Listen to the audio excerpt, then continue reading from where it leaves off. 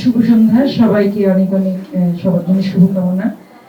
জলে জলে তারা আসলে গল্পটা তো সুন্দর অবশ্যই।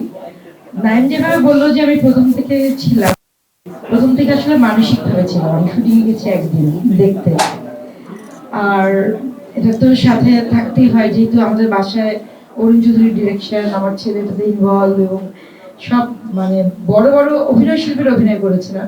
স্পেশালি আমি এডিটিং টেবিলে কিন্তু সত্যি কথা যেটা, মিথিলার অ্যাক্টিং দেখে অবাক, খুবই অবাক। আমি মিথিলাকে কখনোই এরকম ভাবিনি যে ও এই ক্যারেক্টারটা করতে পারবে সত্যিকারের তারার মতো।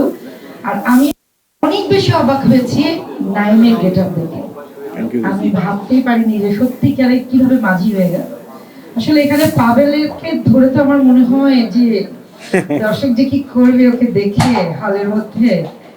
প্রত্যেকে আসলে সবাই যে যার জায়গা থেকে খুব কষ্ট করেছে, এবং প্রত্যেকটা প্রডিউসার বলেন, পরিচালক বলেন, এবং যারা নেপথ্যে ছিলেন, রায়হান খান, সুব্রত রানা, প্রত্যেকেই, ফজলুর রহমান বাবু, মিঠু আপু আজকে উনি খুব অসুস্থ জন্য আসতে পারেন নাই, প্রত্যেকেই আসলে না যার যার জায়গা থেকে মানে এফোর্ট দিয়েছিল, এবং কখনোই মনে হয়নি যে আমি টাকার বিনিময় করলাম, আচ্ছা আমি একটু করে চলে, এরকম না ব্যাপারটা।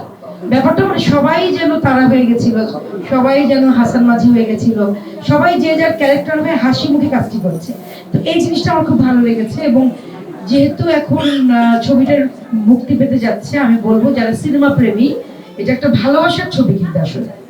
তো আমি বলবো সবাই হলে গিয়ে দেখি না, আমরা সবাই মিলে হলে যাই। হলে গেলে তো আমাদের চলচ্চিত্র বাঁচবে, প্রডিউসাররা অনেক খুশি হবে, পরিচালকের অনেক ভালো লাগবে একটা ছবি দেখতে যদি সবাই যায়। আর আর্টিস্টরা অনেক বেশি খুশি হবে এই কারণে যে প্রচন্ড কষ্ট করে তারা অভিনয় করে। অভিনয়টা আসলেই অনেক কষ্টের ব্যাপার।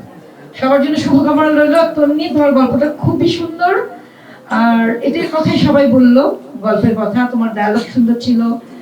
আসলে তো একটা টিম, সবাই মিলেই কাজ করেছে। সবাইকে শুভকামনা। Thank you.